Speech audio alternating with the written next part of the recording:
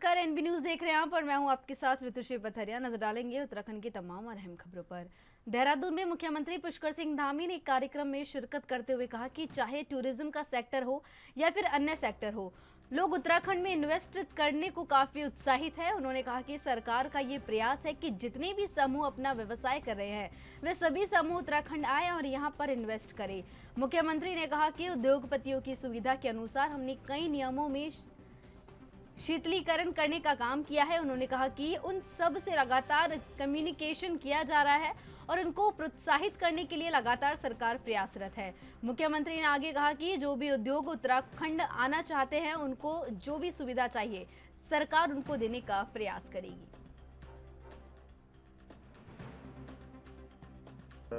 अब सभी क्षेत्रों में, चाहे वो टूरिज्म का क्षेत्र हो या साइंस एंड टेक्नोलॉजी का क्षेत्र हो, हर क्षेत्र में लोग उत्तराखंड के लिए आ रहे हैं, आकर्षित हो रहे हैं। और हमारा भी प्रयास है कि सभी संस्थान जो अलग अलग क्षेत्रों में हैं, अलग अलग निवेश अलग अलग क्षेत्रों में करते हैं, उद्योग समूह चलाते हैं, वो सभी उत्तराखंड आए।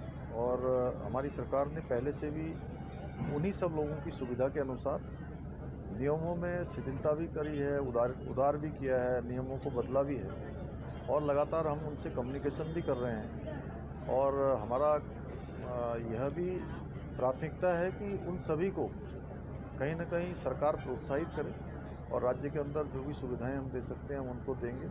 आज भी जो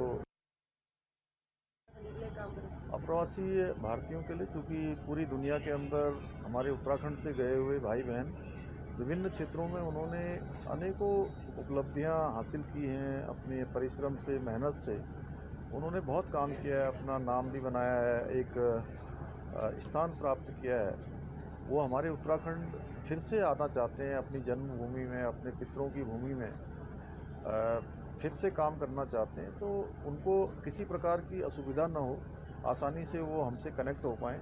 राज्य के लिए जो योगदान देना चाहते हैं, अपने मूल स्थान के लिए योगदान करना चाहते हैं, राज्य में अनेकों क्षेत्रों में वो अपना काम करना चाहते हैं, तो उनके लिए अप्रवासी ये सेल हमने गठित किया है जो सबसे साथ समन्वय करके उनकी कोई भी परेशानी हो या किसी प्रकार का वो काम करना चाहते हैं तो उसमें सहयोग प्रदान होगा। धन्यवाद। दिसंबर में होने वाले इन्वेस्टर समिट के लिए मुख्यमंत्री पुष्कर सिंह धामी दोबारा से विदेश दौरे पर जा रहे हैं। रविवार को मुख्यमंत्री यूएई के लिए रवाना होंगे। आपको बता दें कि 16 अक्टूबर को सीएम धामी का दुबई में रोड शो है। वहीं 17 अक्टूबर को अबू धाबी में रोड शो का कार्यक्रम भी सुनियोजित है। इस दौरान सीएम अलग अलग क्षेत्र से जुड़े कारोबारियों के साथ मीटिंग करेंगे। सीएम पुष्कर सिंह धामी का कहना है कि सरकार कोशिश कर रही है कि प्रदेश में निवेश आ सके और इसलिए ऐसे तमाम निवेशकों के लिए उद्योग स्थापित करने के लिए नियमों में आसानी भी की गई है। इसके साथ ही सभी से संवाद भी किया जा रहा है। देखिए, धीरे धीरे अब सभी क्षेत्रों में, चाहे वो टूरिज्म का क्षेत्र हो या साइंस एंड टेक्नोलॉजी का क्षेत्र हो, हर क्षेत्र में लोग उत्तराखंड के लिए आ रहे हैं, आकर्षित हो रहे हैं। और हमारा भी प्रयास है कि सभी संस्थान जो अलग अलग क्षेत्रों में हैं, अलग अलग निवेश अलग अलग क्षेत्रों में करते हैं, उद्योग समूह चलाते हैं, वो सभी उत्तराखंड आए। और हमारी सरकार ने पहले से भी उन्हीं सब लोगों की सुविधा के अनुसार नियमों में शिथिलता भी करी है, उदार भी किया है, नियमों को बदला भी है और लगातार हम उनसे कम्युनिकेशन भी कर रहे हैं। और हमारा यह भी प्राथमिकता है कि उन सभी को कहीं ना कहीं सरकार प्रोत्साहित करे और राज्य के अंदर जो भी सुविधाएं हम दे सकते हैं हम उनको देंगे। आज भी जो यहाँ पर नया इन्वेस्टमेंट आया, नया इन्होंने उद्घाटन किया, ये हमारे लिए बड़ा अच्छा है कि इनका एनसीआर में इसी प्रकार का ऑफिस है। ये ऑफिस यहाँ भी खुला है। निश्चित रूप से एक नई शुरुआत हो रही है जो हमारे राज्य के लिए एक अच्छा है और इसके लिए शुभ संकेत है, सकारात्मक। धर्मनगरी हरिद्वार में आज असम के मुख्यमंत्री हेमंत बिस्वा शर्मा अमावस्या के मौके पर प्रसिद्ध नारायणी शीला मंदिर में अपने पितरों की नियमित पूजा करने के लिए हरिद्वार पहुंचे। इस दौरान असम की सीएम ने कहा कि वह हर साल अमावस्या के दिन प्राचीन नारायणी शिला मंदिर आने की कोशिश करते हैं। आज भी वे अमावस्या के मौके पर अपने पितरों की नियमित प्राचीन नारायणी शिला मंदिर में पूजा पाठ श्राद्ध के लिए नारायणी शिला मंदिर आए हैं। उन्होंने कहा कि मंदिर पूजा पाठ करके मन बहुत प्रसन्न हुआ है। वहीं सनातन धर्म पर की जा रही लगातार बयानबाजी पर बोलते हुए उन्होंने कहा कि कुछ लोग देश में चाहते हैं कि सनातन और सनातन से जुड़ी परंपराएं इस देश में खत्म हो जाए, लेकिन उन्हें यह नहीं पता कि जब वह लोग भी नहीं थे तब से सनातन धर्म करीब 5000 साल पहले से सनातन धर्म और इससे जुड़ी परंपराएं चलती आ रही है। हमारा देश और हमारे सनातन धर्म की परंपराएं आगे भी इसी तरह चलती रहेगी।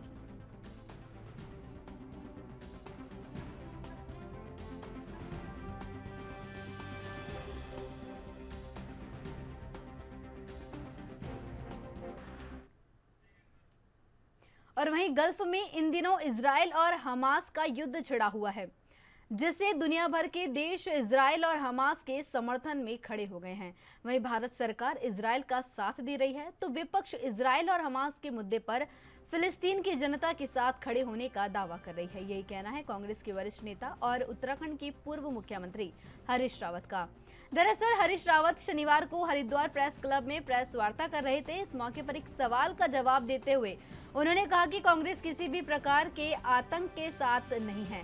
कांग्रेस इजराइल और हमास के युद्ध के बीच फंसे फिलिस्तीनी नागरिकों के साथ है। उन्होंने कहा कि कांग्रेस चाहती है कि गल्फ में शांति आए, क्योंकि अगर गल्फ में शांति बहाल नहीं होती है तो इसका सीधा असर हमारी अर्थव्यवस्था पर ही पड़ेगा, क्योंकि अगर गल्फ में युद्ध छिड़ता है तो तेल के दाम बढ़ेंगे, जिसका असर भारतीय जनता को झेलना पड़ेगा।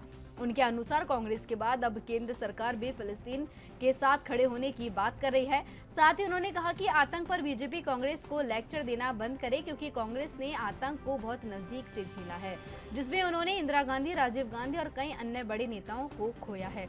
इसके साथ ही उन्होंने असम के सीएम हेमंत बिस्वा शर्मा के हरिद्वार में सनातन पर दिए गए बयान पर भी निशाना साधा। सनातन वही है जो शाश्वत है। सनातन वही है जो अपने साथ सभी प्रभावों को लेकर के चलता है। और ये मैंने नहीं कह रहा हूँ, ये बात जो है विवेकानंद जी ने शिकागो में कही थी कि जो उदार है, जो सबको लेकर के चलने की समझता रखता है, वही सनातन है। और मैं उसी सनातन धर्म का प्रतिनिधि हूँ। हमारा देश और सनातन मजबूत है, इस तरह की आज उन्होंने बात। सनातन अक्षुण है, उनकी बात से सहमत हैं। हाँ, सनातन अक्षुण है और अक्षुण बना रहेगा निरंतर। गंगा जिस तरीके से निरंतर प्रभावमान रहेगी, उसी तरीके से सनातन भी निरंतर प्रभावमान रहेगा। आजकल भाजपा नेताओं को सनातन बहुत याद आ रहा है। लोग देखिए, समय काल खंड में कुछ कमियां हर चीज़ में आती हैं, तो जो छुआछूत की कमी आई सनातन धर्म के अनुयायियों के बीच में, जिसको हमने कानूनन समाप्त किया कांग्रेस ने जो है, और हम उसके बिल्कुल खिलाफ हैं। हम ये इस तरीके की संस्कृति, चाहे वो जाति के भेद की जाति के आधार पर हो या धर्म के आधार पर हो, हम जो है या भाषा के आधार पर हो, क्षेत्र के आधार पर हो, हर तरीके की इस तरीके के भेदभाव को जो है निंदनीय मानते हैं। और जो इस तरीके के भेदभाव की प्रैक्टिस कर रहे हैं, हम उनकी भी निंदा करते हैं, चाहे वो कोई। रावत जी, मध्य प्रदेश के सीएम है शिवराज सिंह चौहान, उन्होंने कहा है कि कांग्रेस ने आदिवासी लोगों और आदिवासी नेताओं का सम्मान नहीं किया, हम उनके स्मारक बनाएंगे। और जो योजना चल रही थी, उन योजनाओं को भी उन्होंने बंद कर दिया है। शिवराज सिंह चौहान उस विचारधारा से जुड़े हुए हैं जो विचारधारा जब कांग्रेस के नेतृत्व में संविधान में SC ST के लिए आरक्षण किया गया और राजनीतिक आरक्षण लाया गया, तो उस समय इनके उस विचारधारा के नेताओं ने बयान दिया है सार्वजनिक रूप से, जो है जिन लोगों में क्षमता नहीं है, कांग्रेस अक्षम लोगों को केवल हारे करने के लिए लोकसभा और विधानसभा में लाना चाहती है और इसके लिए आरक्षण की व्यवस्था कर रही है। तो शिवराज सिंह पहले अपनी पार्टी के नेताओं के पुराने इतिहास को पढ़ें, तब हमको कोई सीख दे। वहाँ शांति हो, इस दिशा में सबको प्रयास करना चाहिए और हिंसा, आतंकवाद किसी भी समस्या का समाधान नहीं। जो लोग समर्थन कर रहे हैं हमास का, उनको क्या कहना चाहेंगे? चाहे ईरान, मैंने कहा कि हम शांति के समर्थन में हैं, हम मानवता के समर्थन में हैं। हाँ, फिलिस्तीनी लोगों का जो अधिकार है कि उनकी भी ज़मीन कहीं हो, उनका देश भी कोई हो, हम उसका भी समर्थन, और भारत समर्थन करता है। सरकार का भी बयान है, भाजपा के नेता जरा वो बयान को। जीरो टॉलरेंस का दावा करने वाली बीजेपी सरकार में उत्तराखंड के उधम सिंह नगर में कोरोना काल में गरीबों को बांटने वाले राशन में बड़ा घोटाला सामने आया था। मामले का खुलासा आरटीआई से हुआ था, जिसके बाद घोटाले के जांच में 12 सस्ता गल्ला राशन विक्रेताओं के साथ साथ तत्कालीन जिला खाद्य आपूर्ति अधिकारी और क्षेत्रीय पूर्ति निरीक्षक पर मिलीभगत का राशन वितरण में गड़बड़ी करने का आरोप लगा था। करीब 1 करोड़ 9 लाख रुपए के गरीबों को दिए जाने वाले राशन का घोटाला किया है, जहां जांच के बाद 12 राशन दुकानों को निरस्त करते हुए घोटाले में शामिल दुकानदारों और तत्कालीन डीएसओ और पूर्ति निरीक्षक से घोटाले की रकम की वसूली के नोटिस जारी किए गए थे। यही नहीं, बताया जा रहा घोटाले की वसूली के बजाय घोटालों में शामिल दुकानदारों के निरस्त दुकान बहाल करने की तैयारी चल रही है। इस पूरे मामले में खाद्य मंत्री रेखा आर्य का कहना है कि जीरो टॉलरेंस की सरकार में घोटाले करने वालों को बख्शा नहीं जाएगा, मामले की जांच कराई जाएगी। अब सवाल खड़े हो रहे हैं कि घोटालों में शामिल सस्ता गल्ला विक्रेताओं और अधिकारियों से अभी तक घोटाले की रकम की वसूली क्यों नहीं की गई है।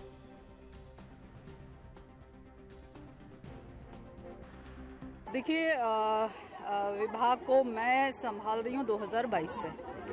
2022 से लेके अभी तक मेरे पास में एज सच कभी कोई कंप्लेंट नहीं पहुंची है कि नहीं, ऐसा नहीं है। उसमें जो है कि रिकवरी कार्रवाई चल रही है और उनको नोटिस इशू कर दिया गया है रिकवरी जमा करने के लिए। तो उनसे कहा जा रहा है कि आप रिकवरी कीजिए, नहीं तो अन्यथा की स्थिति में अग्रिम कार्रवाई की जाएगी। हाई कोर्ट में भी आप लोगों ने एफिडेविट दिया था कि हम हाई कोर्ट में संतुष्टि जताई थी कि रिकवरी हो रही है, लेकिन अभी तक रिकवरी नहीं है। नहीं, माननीय उच्च न्यायालय के निर्देश हमें प्राप्त हैं, उसके अकॉर्डिंग हम कार्रवाई कर रहे हैं। सुनने वाले शासन स्तर द्वारा दुकान फिर बहाल करने की कार्रवाई चल रही है। ये भी बहाल करने कोई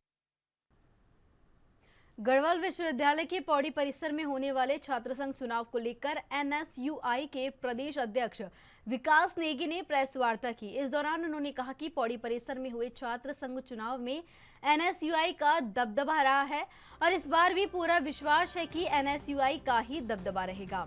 उन्होंने कहा कि परिसर के विकास को लेकर जो वादे किए हैं उनको पूरा किया जाएगा और साथ ही संगठन के विरोध में जो लोग कार्य कर रहे हैं उन पर भी कड़ी कार्रवाई की जाएगी, क्योंकि जो भी पूर्व के पदाधिकारी संगठन के विरोध में कार्य कर रहे हैं उनके खिलाफ शासनात्मक का कार्रवाई करना जरूरी है। देखिए, इस समय जो छात्र संघ चुनाव हो रहे हैं उसके लिए एनएसयूआई पूर्ण रूप से आश्वस्त है कि हम इस बार भी जो हमारा जीत का सिलसिला है उसे भी अपना आगे कंटिन्यू रखेंगे। जो आप बात हमारे पूर्व कार्यकर्ताओं की कर रहे हैं, अगर वो संगठन के इतने ही संगठन के कार्यकर्ता और संगठन के लोग होते तो वो संगठन के हर एक फैसले के साथ संगठन के साथ खड़े होते। जो संगठन के साथ आज फैसले में नहीं खड़ा है वो भविष्य में भी इस पूरे संगठन में कहीं आपको नजर नहीं आएगा। इसके आपको इस आपके मीडिया के माध्यम से आपको पूर्ण विश्वास दिलाता हूं कि जो आज संगठन के साथ नहीं हो भविष्य में भी संगठन के साथ नहीं खड़ा रहेगा, चाहे वो हमारी एनएसयूआई हो, चाहे यूथ कांग्रेस हो, चाहे उसे हमने अपने शीर्ष नेतृत्व पीसीसी में भी हमें अपनी उसको मांग को रखना पड़े। हम उस पीसीसी में भी उस मांग को रखेंगे कि इन जो संगठन के विरुद्ध आज काम कर रहे हैं वो भविष्य में भी संगठन के साथ नहीं रहे। वक्त है छोटे से ब्रेक का, ब्रेक के बाद फिर हाजिर होंगे।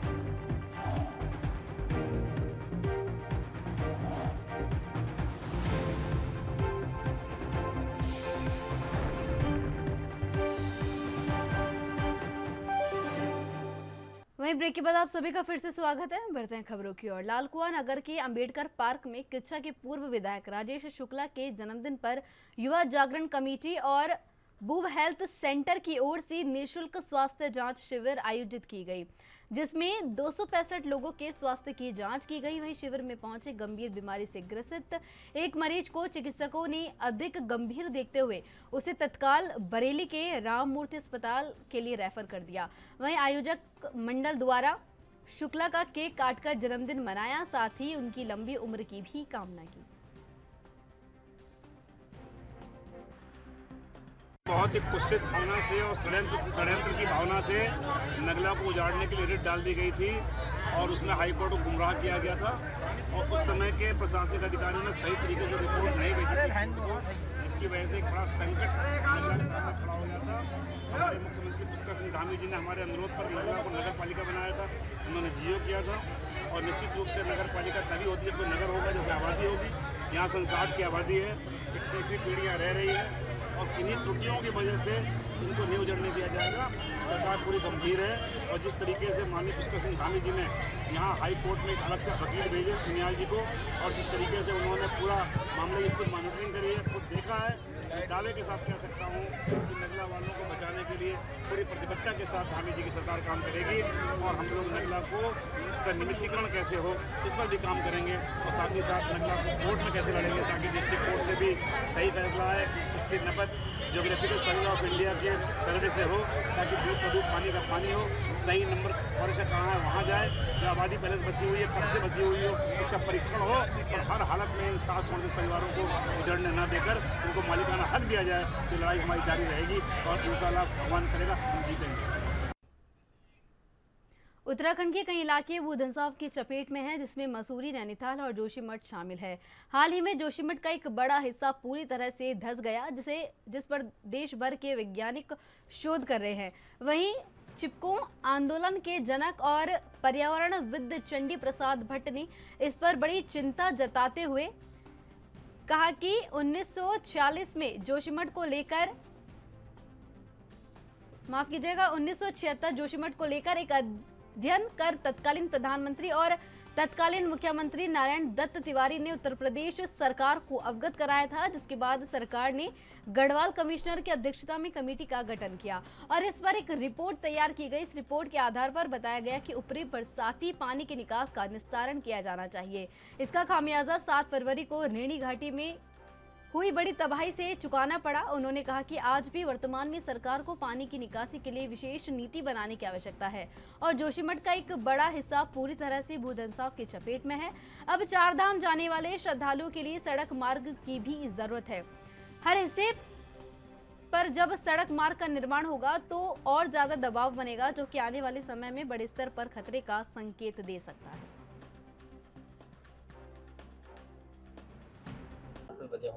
असल में जोशीमठ के बारे में तो 1976 में हम लोगों ने उसका पूरा अध्ययन किया था और उस समय मैंने प्रधानमंत्री को भी चिट्ठी लिखी, नारायण तिवारी उत्तर प्रदेश के मुख्यमंत्री, उन्होंने तत्काल कमिश्नर गढ़वाल की अध्यक्षता में कमेटी बनाई। तो हमने सीधे ये कहा था कि भाई यहाँ पर 15 इंच पानी अतिरिक्त आ गया।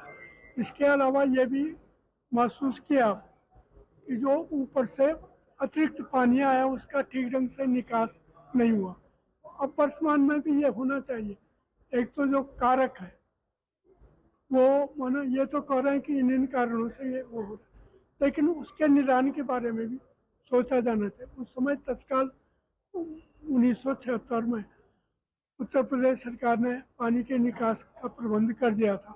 सिर्फ उस समय एक जैसे इस बार भी हमने देखा कि विष्णुप्रयाग से मारवाड़ी पुल तक अलकनंदा टो कटिंग कर रही है। मैंने 2021 में जो रेणी की बाढ़ आई तो उस बाढ़ के कारण टो कटिंग हुआ नीचे से और वो नीचे से भी जैसा अतिरिक्त पानी भी आया। तो ये सारे कारण एक ही कारणों के कारण जोशीमठ आज बड़े संकट में। अब फिर वहाँ रोड बनेगी, पानी स्पंज होगा, वो तो खतरे में है ही।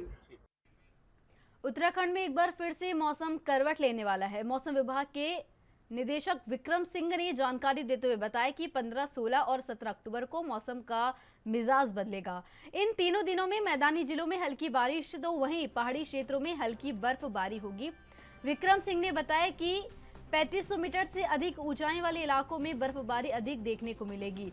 वहीं कहीं पर तेज हवाएं चलने की भी संभावना मौसम विभाग द्वारा जताई गई है और येलो अलर्ट भी जारी किया गया है। उत्तरकाशी, पिथौरागढ़, चमोली, रुद्रप्रयाग और बागेश्वर में 3500 मीटर से अधिक ऊंचाई वाले इलाकों में अधिक बर्फबारी होने की संभावना है। नमस्कार, मैं विक्रम सिंह, निदेशक मौसम केंद्र देहरादून से। उत्तराखंड के लिए मौसम की बात करें, आज 14 तारीख अक्टूबर की है, तो आज तो मौसम साफ रहने वाला है प्रदेश में। लेकिन कल 15 तारीख से देखेंगे अक्टूबर की, तो जो एक पश्चिमी विक्षोभ है वो आ रहा है, उसकी वजह से 15, 16, 17 में रुद्रपुर में सामाजिक संगठन में उत्तर प्रदेश के चंदिया, हजारा, पूरनपुर, पीलीभीत क्षेत्र में शारदा नदी के कारण कई वर्षों से किसानों और ग्राम वासियों की सैकड़ों एकड़ जमीन नदी में जलमग्न हो गई, परंतु शासन और प्रशासन को कई बार अनुरोध करने के बावजूद भी नदी पर बांध का काम नहीं किया गया और वन विभाग के द्वारा एनओसी नहीं मिल पाई है और काम चालू नहीं हो पाया। मजबूर होकर पिछले विगत 1 माह से चंदिया, हाजरा और आसपास के सैकड़ों गांव और ग्रामवासी धरने पर बैठ गए हैं। अपने गांव और क्षेत्र को बचाने के लिए कोई भी अधिकारी सुनवाई के लिए तैयार नहीं है। वहीं सामाजिक मजदूर किसान संगठन के युवा नेता सुब्रत कुमार विश्वास ने बताया कि अगर ग्रामवासियों की मांग 25 अक्टूबर तक पूरी नहीं हुई तो मजबूरन पूरनपुर, पीलीभीत एसडीएम कार्यालय का मजदूर, किसान, मेहनतकश और ग्रामवासी इलाकों की संख्या में घेराव और आंदोलन करने के लिए बाध्य होंगे, जिसका जिम्मेदार शासन प्रशासन होगा। हजारा का मामला है, वहाँ पर ग्रामवासी पिछले 1 माह से धरने में बैठे हुए हैं और बहुत दुख की बात है कि वहाँ का योगी जो सरकार है, जिसको कहते हैं सुशासन के लिए जाना जाता है, वहाँ परिवारों की सूद लेने के लिए तैयार नहीं है।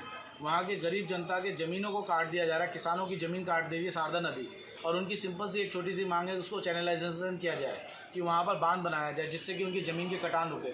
कई परिवार आज कहीं ना कहीं भुखमरी के कगार और 1976 में और इनको ज़मीन जो है राजस्व विभाग में ट्रांसफ़र किए बिना वन विभाग की ज़मीन पे प्रमोशन किया गया था और ये मान के किया गया था इसको राजस्व विभाग में ट्रांसफ़र कर दिया जाएगा। आज ये करीब एसपी ट्रैफिक देहरादून के निर्देश पर ऋषिकेश में आज ट्रैफिक पुलिस की टेक्निकल टीम ने ड्रोन उड़ाकर ट्रैफिक पर नजर रखने का ट्रायल किया। ड्रोन से उड़ान भरकर ऋषिकेश, मुनि की रेती और लक्ष्मण झूला क्षेत्र में पार्किंग को और नो पार्किंग स्थलों की फोटो वीडियो रिकॉर्ड की गई। ड्रोन के माध्यम से नजर रखने और ऑनलाइन चालान काटने की प्रक्रिया से पहले पुलिस ने लोगों को जागरूक करने के लिए मीडिया से मदद मांगी है। ऋषिकेश में तैनात ट्रैफिक इंचार्ज अनवर खान ने बताया कि एसपी ट्रैफिक के निर्देश पर 18 अक्टूबर से ऋषिकेश में ड्रोन उड़ाकर नो पार्किंग में खड़े वाहनों पर नजर रख उनके चालान काटने की कार्रवाई शुरू की जाएगी।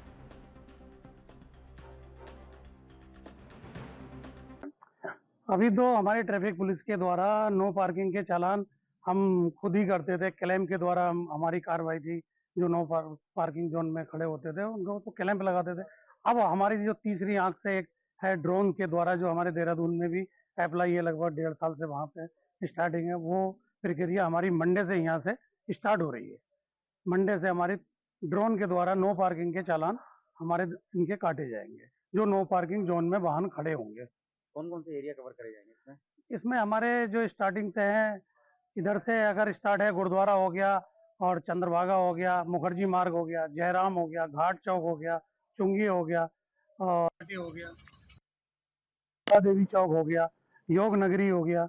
यहाँ पर बेतरतीब वाहन लोग खड़े कर देते हैं, नो पार्किंग जोन में खड़े कर देते हैं, जिससे यातायात व्यवस्था चौपट होती है, ट्रैफिक बाधित होता है। तो इसलिए ये नो पार्किंग जोन में ये ड्रोन के द्वारा हम चालान की कार्रवाई कर रहे हैं मंडे से। ये चालान ऑफलाइन होंगे या ऑनलाइन किए जाएंगे? ऑनलाइन किए जाएंगे ये चालान। इसके अलावा परमार्थ निकेतन या जानकी पुल के आसपास की कोई कार्रवाई आपकी तरह होगी? परमार्थ और उसके द्वारा ये जानकी पुल परमार्थ के द्वारा भी ड्रोन के द्वारा हमारे उधर भी ये प्रक्रिया मंडे से जारी है। उधर भी हमारी ये नो पार्किंग जोन के चालान काटे जाएंगे। क्या लगता है नो पार्किंग में वाहनों के चालान होंगे, नहीं खड़े होंगे तो ट्रैफिक व्यवस्था सुचारू हो पाएगी? 101% है ये। जब नो पार्किंग में वाहन ही खड़े नहीं होंगे, लोग जागरूक हो जाएंगे, उनके चालान कटेंगे।